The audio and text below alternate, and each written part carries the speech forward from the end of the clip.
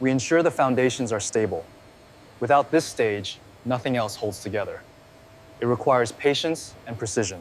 Security at this level is absolute.